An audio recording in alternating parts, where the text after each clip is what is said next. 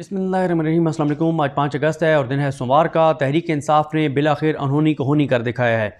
कोई भी ये तो नहीं कर रहा था कि आज तहरीक इंसाफ सवाबी में इतना बड़ा पावर शो करने में कामयाब हो जाएगी। गोगे इस बार तहरीक इंसाफ की तैयारी बहुत ज़्यादा थी, कोशिशें बहुत ज़्यादा की गई।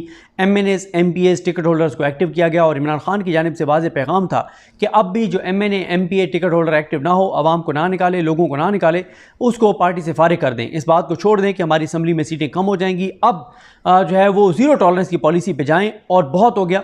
और अब ऐसे नहीं चल सकता जिस तरह से MNAs MPAs और टिकट होल्डर्स मामला चला रहे हैं।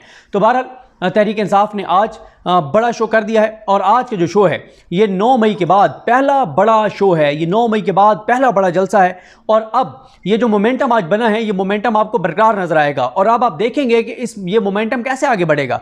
और मैं ये समझता हूँ कि तहरीक इंसाफ ने तबले जंग बजा दिया है और इमरान खान की गैर मौजूदगी में इतना बड़ा जलसा अगर हो गया है तो आप अंदाज़ा लगाएं कि जिस दिन इमरान खान की रिहाई होगी और जब इमरान खान आएंगे तो उस दिन हालात क्या होंगे, कोई तसव्वुर नहीं कर सकता। उस दिन पाकिस्तान में कितने लाख लोग होंगे, सूरत हाल क्या होगी, मनाजिर क्या होंगे। अगर आज हालात ये हैं कि जैसे इमरान रियाज खान साहब ने बताया कि 20 किलोमीटर उनको चल के जाना पड़ा और इमरान रियाज खान साहब ने बताया जो वहाँ पर मौजूद थे कि 70% लोग जलसागाह नहीं पहुँच सके।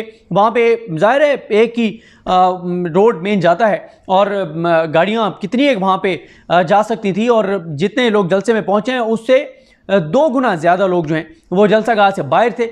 अगर इतनी बड़ी तादाद आज थी तो फिर आप अंदाज़ा लगाएं जब इमरान खान होंगे तो उस वक्त हालात क्या होंगे। कई किलोमीटर तक गाड़ियों की लाइनें थी। हमारे बहुत से दोस्त कवरेज के लिए गए हुए थे, कुछ अटेंड करने गए हुए थे और जिससे भी बात हुई उन्होंने कहा कि कई किलोमीटर तक लंबी लाइनें थी और जलसागाह में जितने लोग पहुँचे हैं उससे 2 गुना ज़्यादा लोग जो हैं वो जलसागाह पहुँचे बगैर वापस लौट गए हैं। मोमेंटम बन गया है और जो आज जो सबसे खौफनाक खबर है मुस्लिम लीग नून के लिए और शरीफ खानदान के लिए वो ये है कि आम आदमी शरीक होने लग गए हैं। पहले PTI के वर्कर जाते थे, PTI के कारकुन जाते थे, अब आम आदमी को इस बात की रियलाइजेशन हो गई है, एहसास हो गया है कि तहरीक इंसाफ निकले, जमात इस्लामी निकले, इनका साथ दो। अगर इस हुकूमत ने मजीद अगर ये हुकूमत चलती रही तो आज तो अभी तो लोग इंफरादी तौर पर खुदकुशियाँ कर रहे हैं।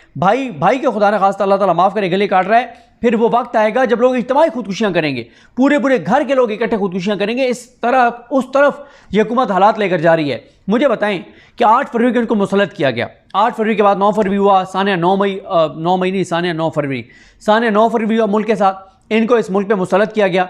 मुझे बताएं कि 8 फरवरी से लेके आज 5 अगस्त है, फरवरी, मार्च, अप्रैल, मई, जून, जुलाई, अगस्त, 7 माह में मुझे पाकिस्तान के लिए कोई एक खैर की खबर बताएं, कोई एक अच्छी खबर बताएं, कोई बताएं, कोई इन्वेस्टमेंट आई हो, कोई इंडस्ट्री चली हो, कोई खैर की खबर हो, कई लोगों को सुख का सांस आया हो, कोई एक खैर की खबर बताएं।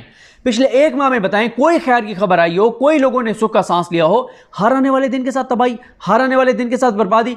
अब आप देखें जमात इस्लामी के धरना चल रहा है। जमात इस्लामी के लिए भी एक मुश्किल अब सूरत हाल बन गई है क्योंकि जमात इस्लामी धरना देकर बैठी है, लेकिन जमात इस्लामी का धरना बिजली के बिलों के लिए था और अभी जो लोगों के बिल आना शुरू हुए हैं वो पिछली बार जो बिल आए थे उससे बहुत ज़्यादा हैं। यानी जमात इस्लामी अपनी तरफ से सिंसियर एफर्ट कर रही है। मैंने कहीं भी जमात इस्लामी पे तनकीद नहीं की, लेकिन जमात इस्लामी का धरना मौजूद है।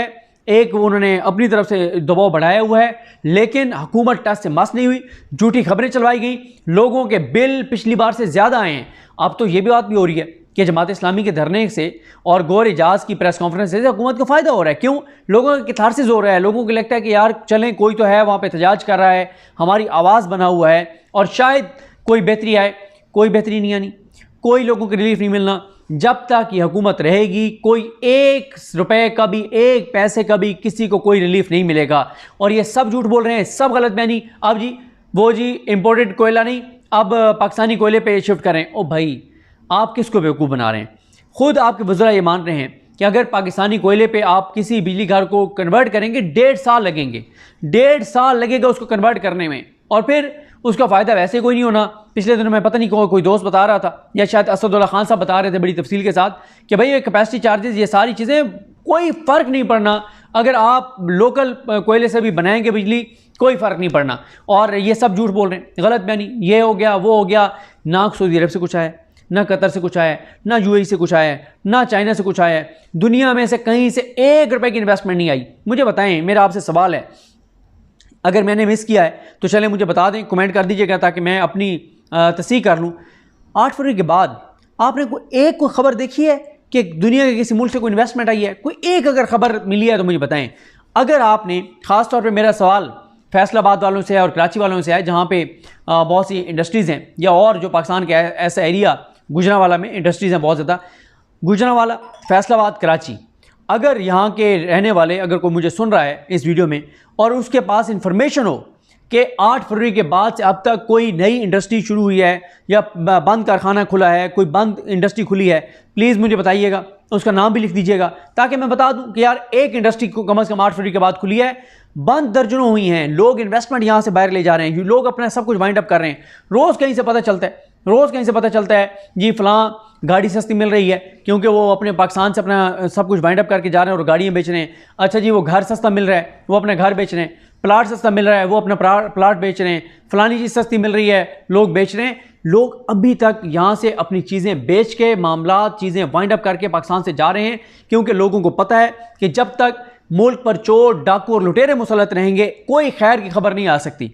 और आप देख लें जिस तरफ हालात जा रहे हैं, हर तरफ मायूसी है। लेकिन ये जो आज तहरीक इंसाफ का जलसा हुआ है, इससे एक उम्मीद की किरण पैदा हुई है, लोगों में एक उम्मीद की, लोगों को झलक नजर आई है। लोग तहरीक इंसाफ के हामी और बहुत से पाकिस्तानी खुशी से सरशार नजर आते हैं। क्यों? उनको नजर आ रहा है कि कम से कम आज का जो मोमेंटम बना है, ये मोमेंटम बरकरार रहेगा। और अब वाज़ेह तौर पर नजर आ रहा है कि तहरीक इंसाफ किस्मत इन्हिसार ख़त्म कर रही है। यानी वो पहले तो है ना कि इमरान खान बड़ा लकी है, सिर्फ इमरान खान अंदर बैठ के लड़ रहा है, उसने लिटा दिया इनको और किस्मत उस पर मेहरबान है, जो चाल चलते उल्टी पड़ती है। अब तहरीक इंसाफ को पता है कि अब फाइनल पंच मारने का इनको टाइम आ गया है, फाइनल इनके ऊपर सियासी हमला करने का टाइम आ गया है। और अब आप देखें, सितंबर में लॉन्ग मार्च की बात हो रही है और इस्लामाबाद के रुख करने की बात हो रही है। और फिर आप एक और चीज़ देखें, जो भी ये करते हैं वो इन पर उल्टा पड़ता है। मसलन इन्होंने क्या किया, इन्होंने टीवी चैनल्स को कहा जी आपने पीटीआई का ये सवाबी जलसा नहीं दिखाना। फिर क्या हुआ? क्या लोगों को पता नहीं चला? आपने टीवी चैनल्स पे नहीं दिखाया, टीवी चैनल टक्के टोकरी हो गए हैं। टीवी चैनल्स देखता कौन है अब? अगर अब पूरे पाकिस्तान की नज़रें सवाबी पे थी और ये सवाबी नहीं दिखा रहे थे। और कैसे, क्यों नहीं दिखाया? करोड़ों रुपए के आज इश्तिहारात 5 अगस्त जो कश्मीर के हवाले से एक मोदी, दहशतगर्द मोदी ने जो एक ज़्यादती की थी कश्मीर के साथ, उस पर शहबाज शरीफ साहब की गुफ्तगू के इश्तिहारात टीवी चैनल्स पे चलते रहें। अब आप मुझे बताएं, आपने करोड़ों रुपए टीवी चैनल्स को दे दिए कि जी आपको जो है वो मकबूजा कश्मीर की हमायत की माद में करोड़ों रुपए देंगे, और शर्त क्या है? शर्त यह है कि आपने पीटीआई का जलसा नहीं दिखाना। फिर क्या हुआ? सोशल मीडिया पे रिकॉर्ड बन गए हैं, मिलियंस में व्यूज़ हैं, हज़ारों लाखों शेयर्स हैं, लाखों करोड़ों लोगों ने आज पीटीआई का जलसा देखा है, लाखों ट्वीट्स हुए हैं। फिर क्या हुआ? बल्कि इमरान खान साहब के हवाले से जो ट्रेंड है, हमारे दोस्त हैं मोहम्मद इमरान, इस्लामाबाद हाई कोर्ट को कवर करते थे, आजकल आई थिंक ओमान चले गए हैं या किसी और मुल्क में चले गए हैं आजकल। तो मोहम्मद इमरान साहब का मैं देख रहा था, और वैसे वो हमारे साउथ से हैं, सराइकी इलाके से हैं। वो लिख रहे थे कि इंटरनेशनल जो ट्विटर ट्रेंड्स हैं उसमें इमरान खान आज ट्रेंड कर रहे थे टॉप 5 में। ये हालात हैं, आप रोक लें, आप टीवी चैनल्स में नहीं दिखाएंगे, उससे क्या इमरान खान को फ़र्क पड़ा है, पीटीआई को फ़र्क पड़ा है? नहीं, बल्कि टीवी चैनल्स को नुकसान हुआ है। टीवी चैनल्स के खिलाफ और नफरत बढ़ी है, टक्के टोकरी हुए हैं, लोग फिर नहीं देखते, लोग फिर सोशल मीडिया देखते हैं। और वो कहाँ हैं जो कहती थी मोहतरमा इमरान खान ख़त्म शुद, पीटीआई ख़त्म शुद? देख लिया आज ख़त्म शुद, आज देख लिया जलसा मियाँ साहब के साथ, पूरा निज़ाम मियाँ साहब के साथ, पूरा मीडिया मियाँ साहब के साथ, तमाम इदारे मियाँ साहब के साथ, काजी फायज़ साहब मियाँ साहब के साथ, पैसा सारा मियाँ साहब के पास, पंजाब में बेटी की हुकूमत, वफाक में भाई की हुकूमत। करें ना मियाँ साहब एक जलसा, कर लें, सारे सरकारी वसाइल लगा लें, करें ना कहीं पे जलसा, कहीं तो जाएं, कुछ तो करें, सिवाय वो तंदूरों के अलावा कहीं नज़र ही नहीं आते। देखें, आज जो पीटीआई को ख़त्म शुद्ध करना चाहते थे, जो ये समझते थे कि अब पीटीआई मोमेंटम नहीं पकड़ सकेगी, जलसे नहीं कर सकेगी, उनके अरमान आज खाक में मिल गए हैं। और पीटीआई ने बड़ा पावर शो किया है, कामयाब पावर शो किया है। लाखों लोग थे और जितने लोग थे उससे डबल लोग जो हैं वो जलसागाह पहुंच नहीं सके।